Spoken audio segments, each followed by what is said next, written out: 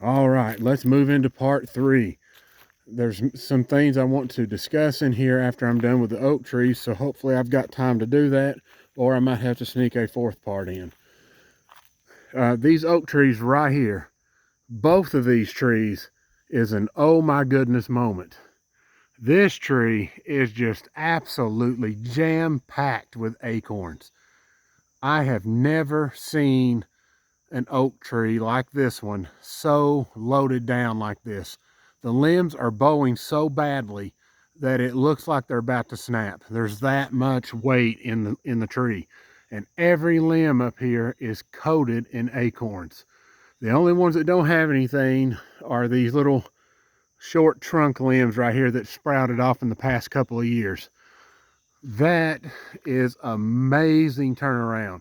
I went from finding 5 nuts under this tree to many years before that of absolutely 0. And now there's probably easily more than 1,000 acorns in that tree. There is at least 200 on this limb alone right here. It is so loaded. There's 5 and 6 ball clusters of nuts, and it's just like every limb is bulging out with acorns. This is a vast improvement. So if my deer's looking for food, I can now offer them a far superior meal than 5 acorns. This type of improvement in the island in general will pack additional weight onto my deer. There is no doubt about it. And if you're hunting archery, I would have told you in the archery hunt to stay away from this area. You would have done no good. Now, if you're in the archery hunt, I'm telling you to stay right here. This is what deer want during this time of year. And this tree is about to deliver in a huge way. I just cannot get over the sheer weight of oak nuts in this tree. Once these trees can really mature and get large, just to give you an idea what could happen for yourself, you're looking at approximately 1 ton of weight of oak nuts per acre when these trees are really going. So if you had a solid 1 acre white oak place, you could get up to 2 tons of nuts per acre. You're giving your deer a boatload of food to work with. And that's if no squirrels and other critters take the nuts. That's just straight up 2 tons of weight waiting for deer to eat. You can't tell me that won't make your deer fatter. This is going to be a huge boost to their winter outcome. This tree is another oh my goodness moment as well, but it's also got the perfect example of sunlight and no sunlight.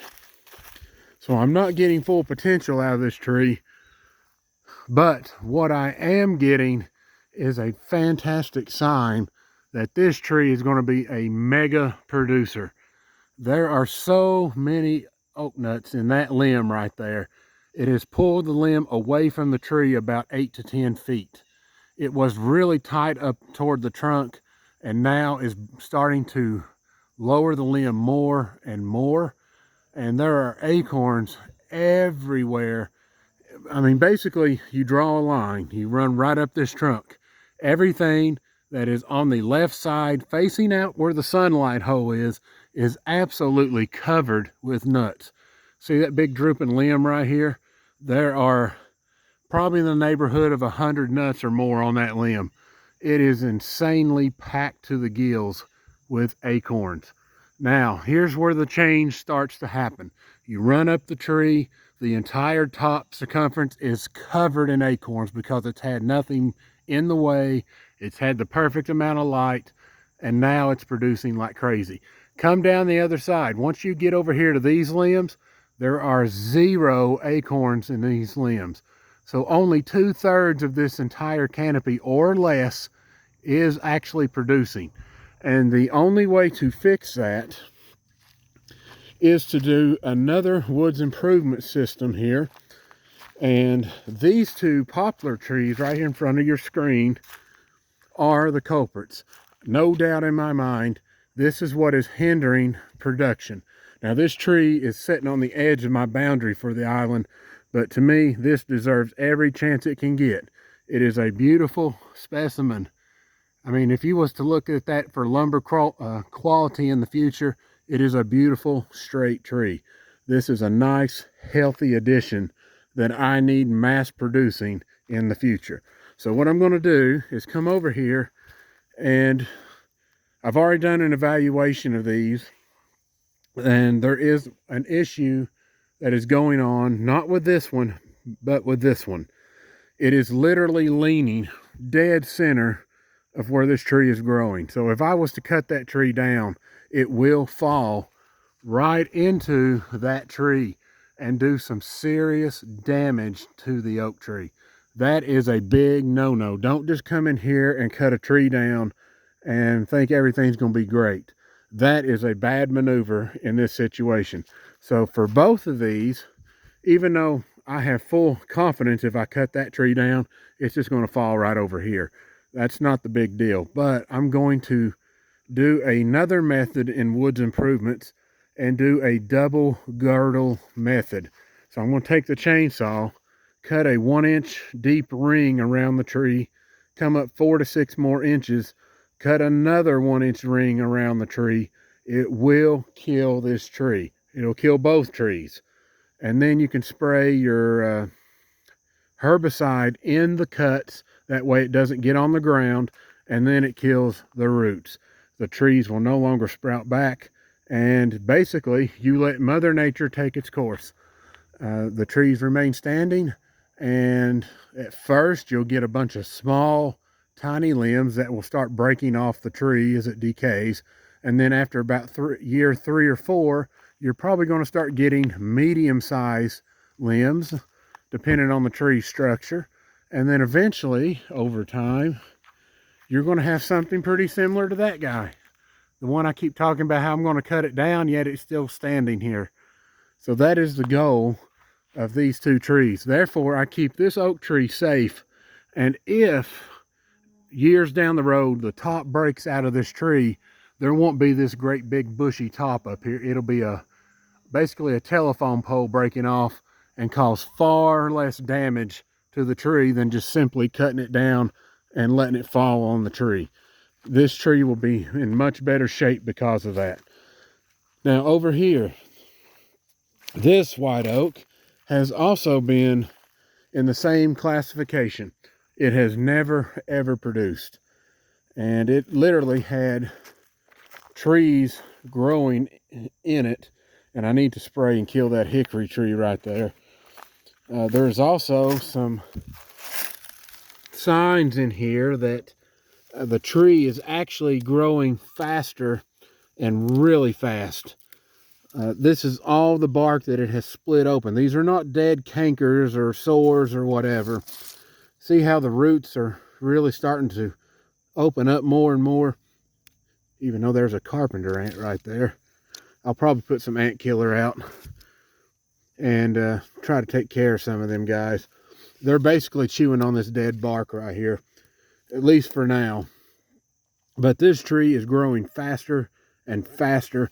This trunk has really added some girth. I'm talking like several inches of thickness. This was a really, really skinny bean pole just 2 years ago. So it's a great example of how this tree has rapidly improved. The health of the tree is looking much better. And in 2 years' time, look at how many limbs that tree has started growing. That tree is literally trying to bush out as fast as it can. Therefore, there is a ton of light coming in. So now this tree is producing.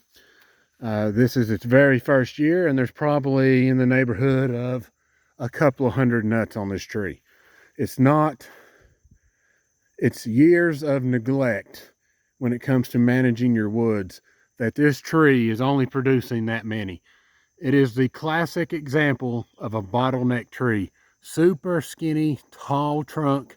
It grew really straight because it had to.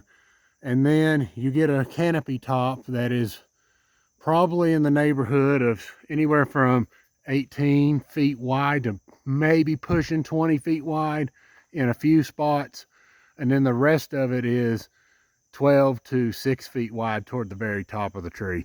So it's a very classic example of a choked off oak, and now it is adapting very, very quickly to its surroundings.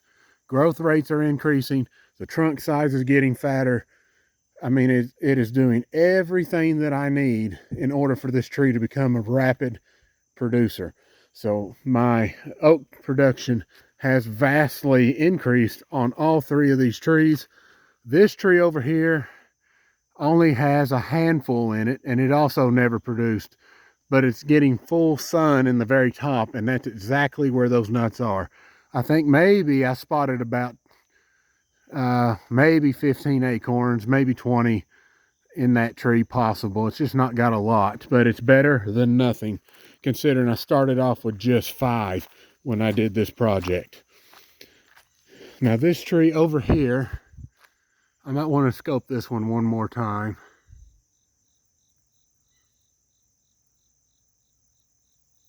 All right, so good news. This one is now producing. There are nuts in there. I'm not sure about the number, but there are quite a few of them in the top up there. That is very, very, very encouraging. Now I'm going to stop the video here real quickly. That oak over there is not producing. I can guarantee you it's not, and so is that other one. The vast increase in this oak production is at least 800+%. Huge jump year 2. Let's see what happens in year 3, right? Stay tuned for the next part.